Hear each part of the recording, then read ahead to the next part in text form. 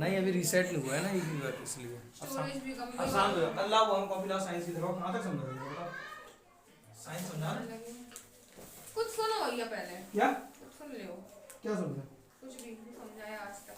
कुछ भी समझाया था। हाँ जो कुछ भी समझाया ना, वो कॉपी दे दे ला, बिल्कुल कॉपी समझाएंगे ला। ले जाओ।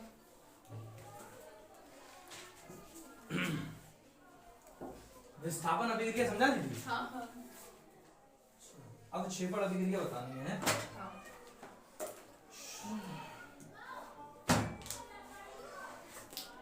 लकी पुत्र भी नहीं आया।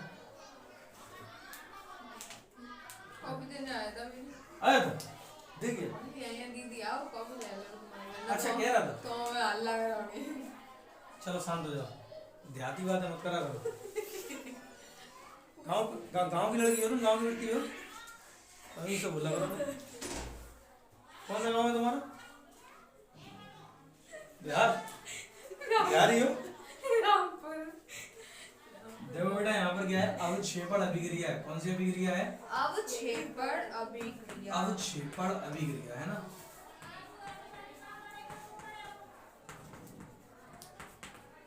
ठीक, देखो अवक्षेपण अभिक्रिया होती क्या है सुनो।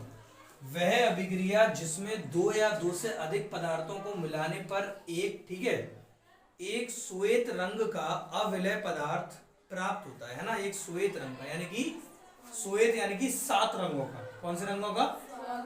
7 रंगों का, ठीक है। श्वेत का मतलब देखो सुनो, श्वेत का मतलब 7 रंग भी होता है, ठीक है, सफेद भी होता है। हाँ भाई तो बता रहे हैं तुम्हें, वो है ना एक श्वेत प्रकाश की किरण अगर पड़ती है, श्वेत प्रकाश की किरण अगर आपतित होती है किसी प्रिज्म पर, तो वो 7 रंगों में बढ़ जाती है ना। तो वो श्वेत अगर प्रकाश की किरण है तो उसमें 7 रंग होंगे वैसे भी। और वैसे श्वेत का मतलब होता है क्या? सफेद। श्वेत का मतलब क्या होता है? सफेद। और अगर श्वेत प्रकाश की किरण है, श्वेत प्रकाश की किरण है ना, श्वेत प्रकाश की किरण, तो बेटा श्वेत प्रकाश की किरण का मतलब है इसमें 7 रंग है। कितने रंग है? 7 रंग है। और श्वेत रंग का मतलब होता है सफेद रंग। क्या मतलब है? सफेद रंग है ना। तो यहाँ पर सफेद रंग की बात कर रहा है, ठीक है, 7 रंग की बात नहीं कर रहा है, ठीक। अच्छा, वह अभिक्रिया जिसमें दो या दो से अधिक पदार्थों को मिलाने पर एक श्वेत रंग का अविलय पदार्थ प्राप्त होता है, ठीक है, वो उसे अवक्षेप कहते हैं तथा यह अभिक्रिया अवक्षेपण कहलाती है, ठीक है। नहीं आया समझ में भैया। अरे तो रुक जाना भी। देखो यहाँ पर सुनो, पदार्थ या तो 2 हो सकते हैं या तो 2 से अधिक ज्यादा हो सकते हैं, ठीक है। तो 2 पदार्थ मैंने लिए, एक ले लिया आपका सोडियम सल्फेट यानी कि Na2SO4, ठीक, और दूसरा पदार्थ है आपका बेरियम क्लोराइड। क्या है? हाँ, बेरियम क्लोराइड, ठीक है, BaCl2, ठीक। पहला वाला एक्वस फॉर्म में, दूसरा वाला भी क्या है? एक्वस फॉर्म में, यानी कि जलीय स्वरूप में। कौन से स्वरूप में है? जलीय स्वरूप में। जलीय स्वरूप में, ठीक है। आप या तो 2 पदार्थ ले लो या तो 2 से अधिक पदार्थ ले लो, है ना। वह अभिक्रिया जिसमें 2 या 2 से अधिक पदार्थों को आपस में मिलाने पर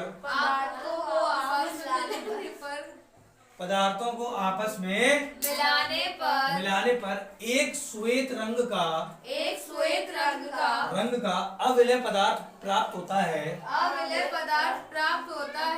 ठीक है। एक श्वेत रंग का अविलय पदार्थ प्राप्त होता है, ठीक है, उसे अवक्षेप कहते हैं। क्या कहते हैं? अवक्षेप। उसे अवक्षेप कहते हैं, ठीक है। जैसे BuSO4 है ना, ये आपका अवक्षेप है। क्या है ये? अवक्षेप, ठीक है, अवक्षेप है। और यहाँ पर क्या बनता है? NaCl बनेगा। क्या बनेगा? NaCl। अभिक्रिया बैलेंस तो कर ही लोगे हैं। कैसे करोगे? यहाँ पर Na 2 है, Cl भी यहाँ पर 2 है, यहाँ पर लेकिन Na 1 है, Cl भी 1 है, यहाँ 2 कर देगा, है ना। बस हो गया काम खत्म। कैसे? ये BaSO4 ये साथ में जुड़ गया और बचा जो था वो लिख दिया, है ना। अच्छा, ये अभिक्रिया तो हो गई, ठीक है। यहाँ पर कहने का मतलब क्या है? ये हमें अवक्षेप मिल गया। क्या मिल गया? अवक्षेप। और ये अवक्षेप कैसा है? ये अविलय है। कैसा है? अविलय है, मतलब ये घुलेगा नहीं। ये नहीं, ये घुलेगा नहीं। विलय का मतलब होता है घुलना, अविलय का मतलब होता है घुलना नहीं, ठीक है। विलय, अविलय। और ये श्वेत रंग का है। कैसे रंग का है? श्वेत नहीं, सफेद रंग का है। ये कैसे रंग का है? श्वेत रंग का, ठीक है। श्वेत रंग की अगर प्रकाश की किरण है तो उसमें आएगा 7, इसमें नहीं आएगा, ठीक है। श्वेत का मतलब, ठीक है। मतलब सफेद, ठीक है। तो यहाँ पर इसका कलर कैसा है, इसका कलर सफेद है, ठीक है। और ये अविलय है, कैसा है, अविलय का मतलब है ये पानी में घुलनशील नहीं होगा, ये विलयन में घुलनशील नहीं है, ठीक है। अच्छा, तो हम बोलेंगे वह अभिक्रिया जिसमें दो या दो से अधिक पदार्थों को आपस में मिलाने पर ठीक है एक श्वेत रंग का अविलय पदार्थ प्राप्त होता है उसे अवक्षेप कहते हैं ठीक है। तथा यह अभिक्रिया अवक्षेपण अभिक्रिया कहलाती है ठीक है। तथा यह अभिक्रिया अवक्षेपण अभिक्रिया कहलाती है ना। तो वह अभिक्रिया जिसमें दो या दो से अधिक पदार्थों को आपस में मिलाने पर ठीक है एक श्वेत रंग का अविलय पदार्थ प्राप्त होता है, ठीक है, उसे अवक्षेप कहते हैं। तथा यह अभिक्रिया अवक्षेपण अभिक्रिया कहलाती है ना। बोलो।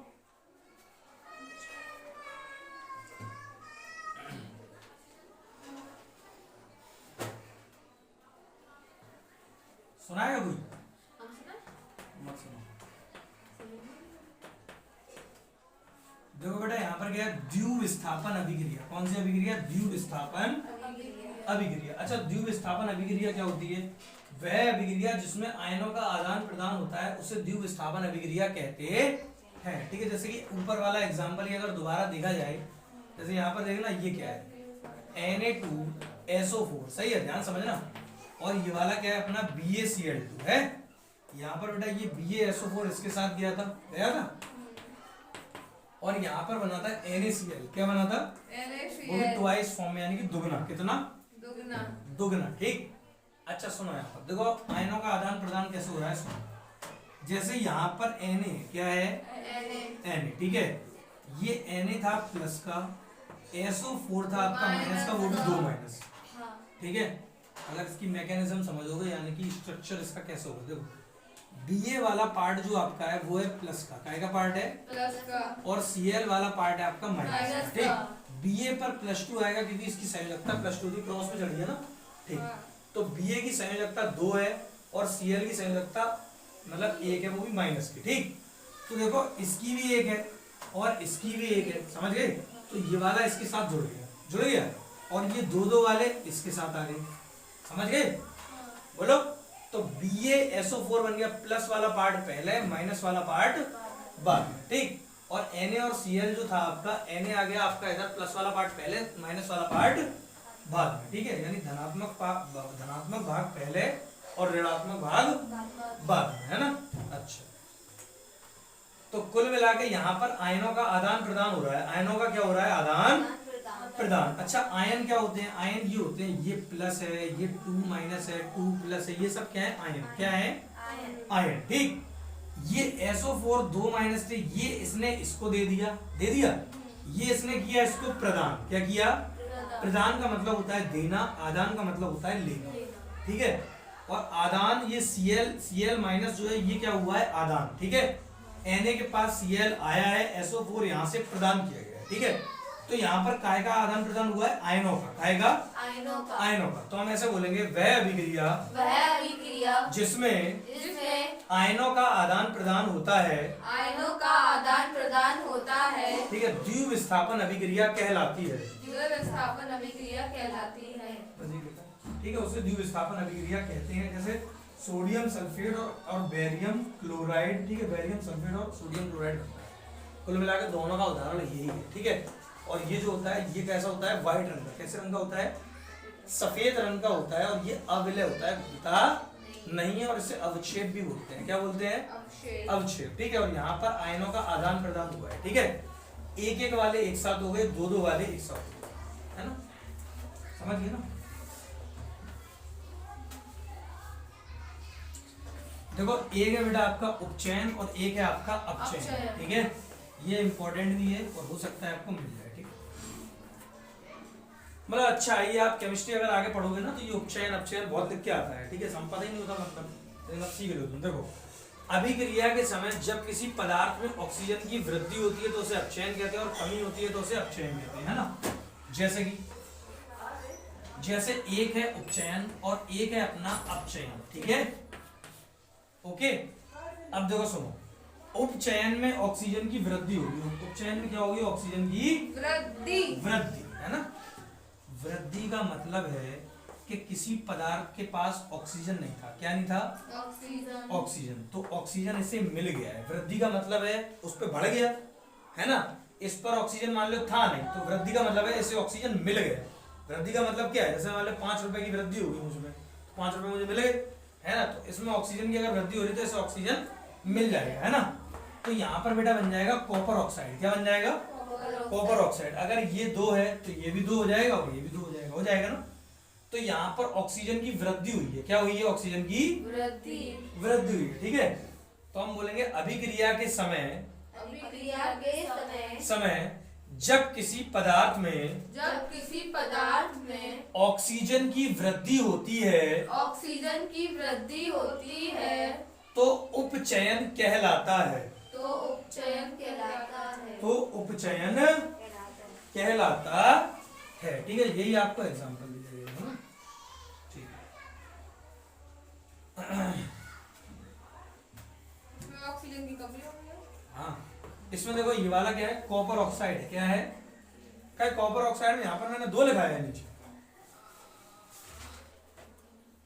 है नहीं लिखा है ना, इसमें 2 लिखा है, 2 क्यों लिख लिया, पागल हो गया, दोनों की सेम लगता है, बराबर है, वही देख रहे थे। कॉपर ऑक्साइड में बेटा क्या डाली, हाइड्रोजन गैस डाली, कौन सी गैस डाली, हाइड्रोजन गैस। हाइड्रोजन गैस में बेटा मैंने क्या किया, इसे गर्म किया, क्या किया, गर्म किया, है ना।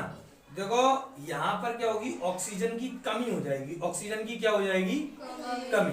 बेटा कमी का मतलब है वो चीज छिन जाएगी, जैसे मान लो कॉपर ऑक्साइड, इसके पास ऑक्सीजन था, इसके पास ऑक्सीजन गायब हो जाएगा, है ना। ये O है, O इसके पास आ जाएगा फुल मिला के, कॉपर प्लस क्या बन जाएगा, जल, कॉपर प्लस जल, जल का फॉर्मूला H2, ठीक है।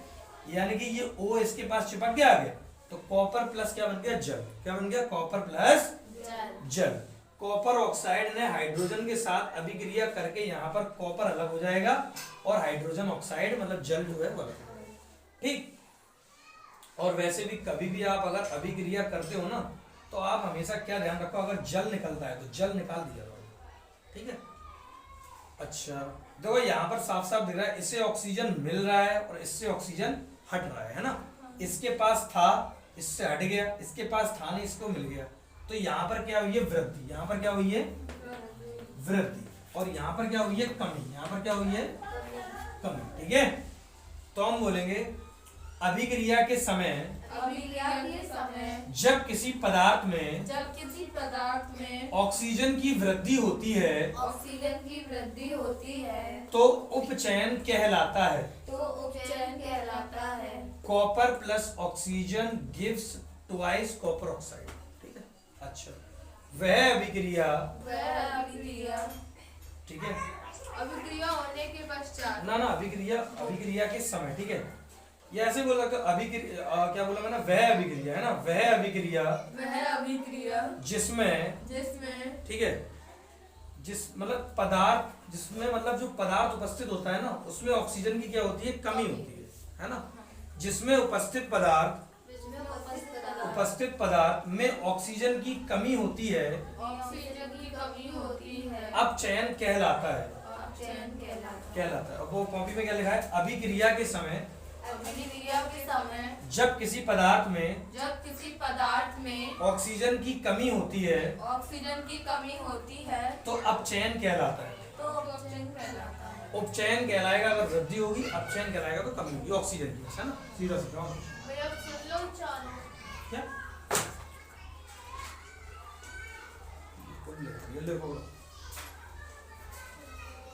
क्या सुन रहे हैं इसमें, अरे छोटे छोटे तो हैं ही।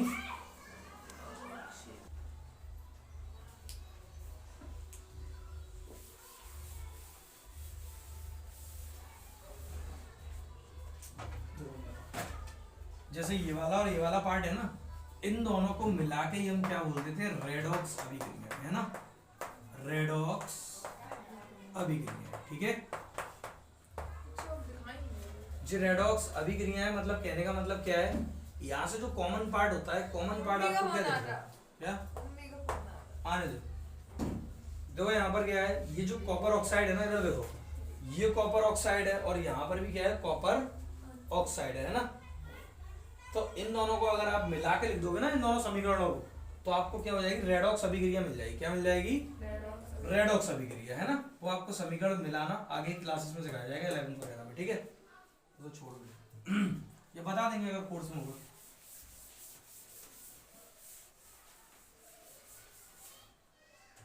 और क्या है आपका संचारण, क्या है?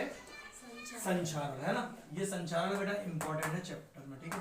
ये देखो, संचारण का सीधा सीधा मतलब अगर हम आपसे कहें तो उसका मतलब होता है काई। क्या मतलब होता है? काई लगना, है ना। तो और काई जो लगती है, देखो लोहे की वस्तु जो होती है, अगर आपसे सीधा सीधा बोले, जैसे लोहा है, ठीक है, तो लोहे पर क्या होता है, ब्राउन रंग की परत आ जाएगी, है ना। अगर लोहे को लंबे समय तक अगर रख दिया जाए तो उसके ऊपर ब्राउन रंग की ब्राउन रंग की परत चढ़ जाती है, ठीक है। और ये ब्राउन रंग की जैसे ही परत चढ़ जाएगी तो उसे हम बोलेंगे संचारित वस्तु। कौन सी वस्तु? संचारित वस्तु। और इस क्रिया को ही हम संचारण कहते हैं। मतलब लोहे पर काई लगने की क्रिया को ही संचारण कहते हैं, ठीक। अच्छा, जैसे बेटा आपने सुना होगा, कौन है? चांदी। कौन है? चांदी, ठीक। तो चांदी पर अगर काई लगेगी तो उसका रंग हो जाता है काला। कैसा हो जाता है? काला, ठीक है। काले रंग की परत आती, देखिए तुमने तो, ठीक। तो चांदी के ऊपर बेटा अगर काई लग रही है, यानी चांदी के ऊपर अगर संचारण हो रहा है, क्या हो रहा है? संचारण का मतलब है काई लग रही है, ठीक। तो चांदी के ऊपर काले रंग की परत आएगी। और अगर कॉपर है, क्या है? कॉपर, हाँ, कॉपर के ऊपर आती है कौन सी रंग की परत? हरे रंग की, है ना। तो ये हरे रंग की परत आती है। ये क्वेश्चन बन सकते हैं आपके एक नंबर के, ठीक है। कि सिल्वर पर काई लगने पर मतलब कौन से रंग की परत चढ़ जाती है? तो काली। और कॉपर पर हरे रंग, ठीक है। तो इसमें यही सब लिखा हुआ। लोहे की वस्तु को अधिक समय के लिए रखी जाती है तो उसके ऊपर एक ब्राउन रंग की परत आ जाती है, ठीक है, जिससे यह वस्तु संचारित हो जाती है तथा यह क्रिया संचारण कहलाती है, ठीक है। अच्छा, चांदी को लंबे समय तक रखने पर काली तथा कॉपर को लंबे समय तक रखने पर हरे रंग की परत आ जाती है, ठीक है। बस एक लास्ट टॉपिक रहेगा, इसके बाद क्वेश्चन आंसर जी कल करेंगे हम, ठीक है।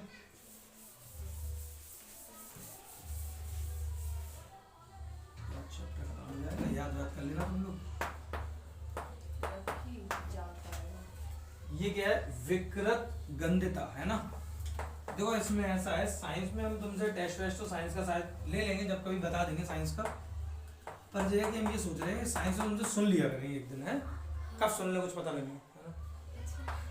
मारा करेंगे सो ब्याज में, डंडे से मार लगाएंगे और क्या, नहीं सब पिटेंगे। देखो विकृत गंधिता क्या होती है, सुनो। जब बसा युक्त पदार्थ लंबे समय तक रखा जाता है। अच्छा सुनो, बसा का मतलब क्या होता है ना?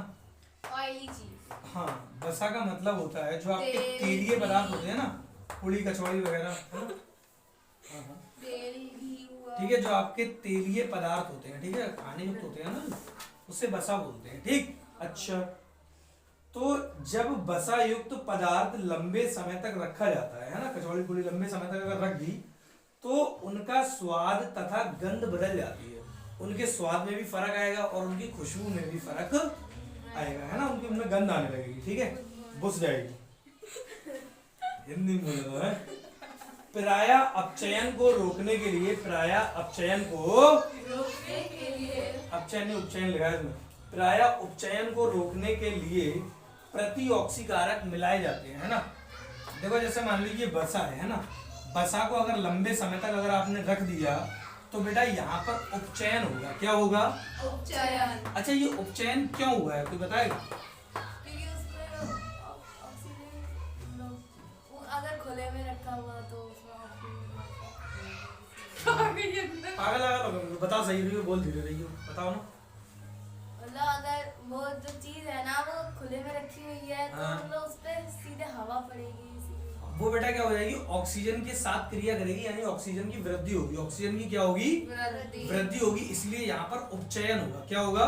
उपचयन, ठीक है। और अपचयन का मतलब होता है कमी, उपचयन का मतलब वृद्धि, है ना। अच्छा ठीक है, तो यहाँ पर क्या है, जब वसा युक्त पदार्थ लंबे समय तक रखा जाता है तो उनका, ठीक है, गंध आने लगती है, प्राय उपचयन को रोकने के लिए, ठीक है।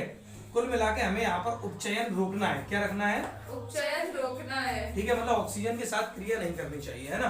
तो उपचयन को रोकने के लिए हम प्रति ऑक्सीकारक मिलाते हैं। क्या मिलाते हैं? प्रति ऑक्सीकारक। ये पदार्थ है बेटा, है ना, ये आपको हम धीरे धीरे बताते रहें कौन कौन से पदार्थ प्रति ऑक्सीकारक होते हैं, है ना। तो प्रति ऑक्सीकारक मिलाए जाते हैं। क्या मिलाए जाते हैं? प्रति ऑक्सीकारक। हाँ, प्रति ऑक्सीकारक मिलाए जाते हैं। गंध तथा स्वाद में आने वाले परिवर्तन को ही विकृत गंधता कहते हैं, ठीक है। मतलब विकृत गंधता का मतलब क्या है? जैसे मान लो जो आपका वसा या तेलीय पदार्थ है वो लंबे समय तक रख दिया, ठीक है, तो गंध में परिवर्तन आएगा और स्वाद में परिवर्तन आएगा, ठीक है। तो गंध तथा स्वाद में आने वाले परिवर्तन को ही विकृत गंधता कहते हैं। क्या इसमें बता दिया मैंने, सब ऐसा ही है ना। बड़ा है लेकिन हैं? बड़ा नहीं है, पढ़ के देखो, सरल है, पढ़ लो इसे।